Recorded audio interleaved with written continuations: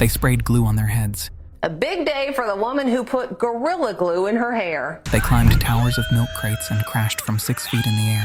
They opened bottles of mouthwash, used them, and put them back on store shelves. They drank dangerous liquids and filmed themselves gagging. They performed stunts that their own bodies warned them against. These weren't jokes or pranks. They were real people making real mistakes that led to real consequences. Medical bills that reached into the thousands, broken bones that required surgery, permanent physical damage, psychological trauma from becoming unwilling memes.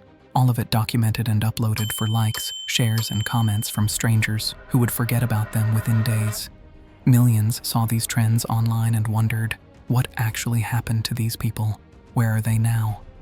Today, I'm breaking down 3 viral moments that turned into disasters and what they reveal about how social media can push ordinary people toward dangerous choices.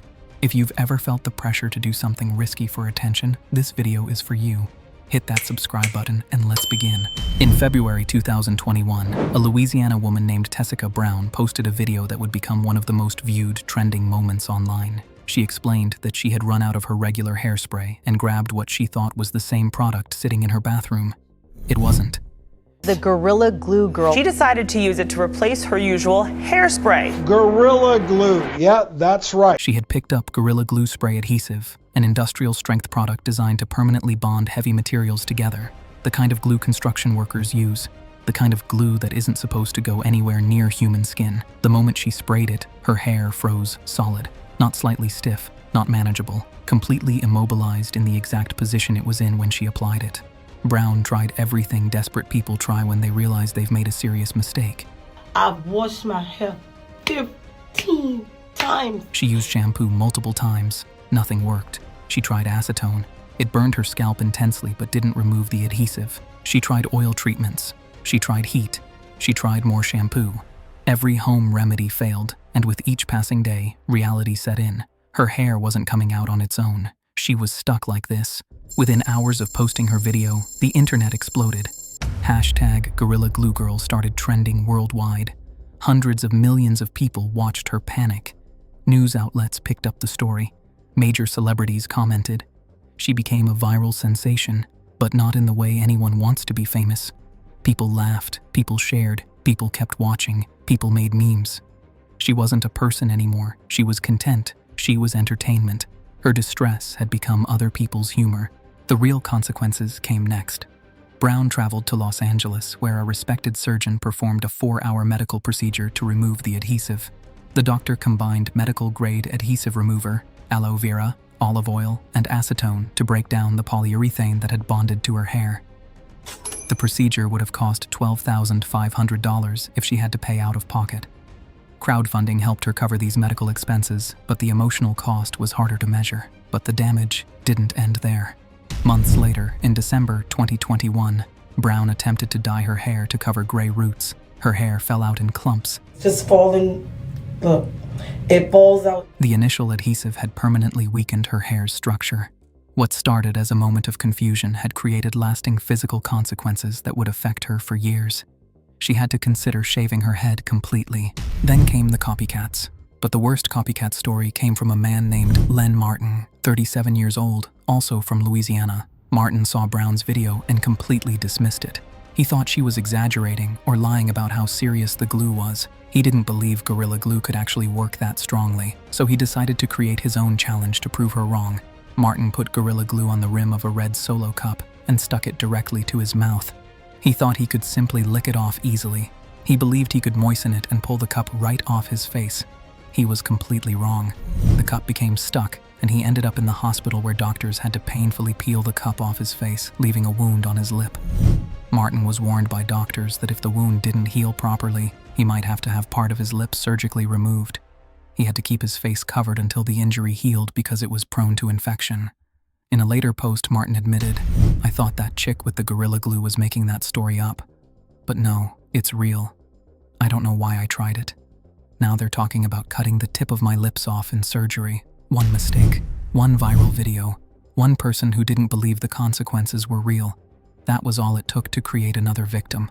Martin had to learn the hard way that Brown's suffering was completely real. August 2021 brought a different kind of trend that spread like wildfire. Young people across America began stacking plastic milk crates into pyramid structures approximately 6 feet high. The challenge seemed simple on the surface: climb to the top and back down without falling or breaking the structure. Except everyone knew falling was the actual point. The fall was the content. The fall was what made the video shareable. Videos flooded social media showing people losing balance and tumbling from height onto collapsing crates. These weren't graceful falls with cushioned landings. These were people's bodies hitting hard plastic from significant height. Ankles twisted at angles they shouldn't bend, wrists bent backward under body weight, spines compressed on direct impact with plastic and concrete. You could hear the sound of impact through the video. Medical professionals immediately began warning about the dangers. Doctors in emergency rooms across the country saw an influx of injuries directly connected to the milk crate challenge. Potential injuries included traumatic bone fractures to wrists, forearms, and collarbones, severe bruising that lasted for months, and soft tissue damage that required physical therapy. Some people suffered injuries that required weeks or months of recovery. Some suffered permanent damage. The timing made everything worse. This trend peaked when hospitals were already overwhelmed managing overwhelming numbers of COVID-19 cases. Emergency rooms were stretched thin beyond capacity. Staff was exhausted from months of crisis management. Beds that could have treated seriously ill patients were filled with people who voluntarily injured themselves performing a viral challenge. An estimated 8,107 milk crate-related injuries were treated at American emergency departments between 2000 and 2021. One orthopedic surgeon explained that falling from stacked crates was potentially worse than falling from a ladder because participants couldn't brace themselves properly. The crates would shift and collapse beneath them, eliminating any chance to prepare for impact or protect vital areas. TikTok eventually removed videos with the challenge hashtag and posted a community standards warning when users searched for it, but by then the trend had already spread across multiple platforms and inspired countless dangerous replications that continued for months. July 2019 brought something different. This wasn't about accidental mishaps or unintended consequences. It was deliberately contaminating consumer products that other people would purchase and use. A Walmart shopper uploaded a video showing themselves opening a bottle of Listerine mouthwash from a store shelf, using it, and then placing the bottle back on the shelf where other customers would find it and potentially purchase it. The video spread rapidly across social media. Within hours, copycat videos emerged from other locations and other stores. Suddenly, every product in every retail store seemed potentially unsafe. Parents worried about what products their children might consume. Shoppers began inspecting items obsessively before purchasing them, looking for signs of tampering. The basic trust that allows retail commerce to function, the fundamental assumption that products are what they claim to be and haven't been compromised, began eroding instantly throughout the country. One person who posted a similar video was arrested and charged with criminal mischief and unlawful posting of criminal activity for notoriety. But legal consequences couldn't stop the viral spread. Retailers had to remove entire shelf sections of products to prevent contamination. Loss prevention resources were stretched managing the crisis. Resources were spent investigating which items had been compromised.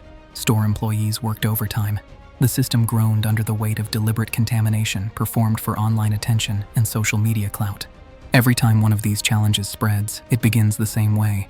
Someone wants attention, and someone else ends up hurt. You only see the short clip that goes viral, not the hours in the hospital that come after.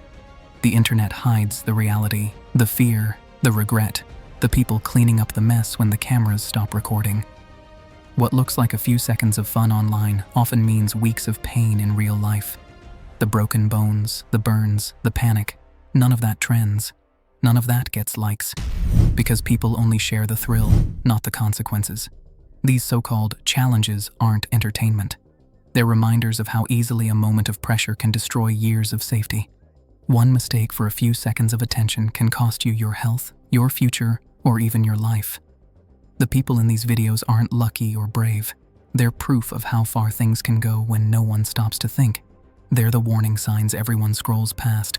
So if you ever come across one of these trends, don't try it, don't copy it, and don't believe it's worth the risk. Because once it's done, the views disappear, the comments fade, but the damage doesn't. The fame lasts a day, the scars last forever.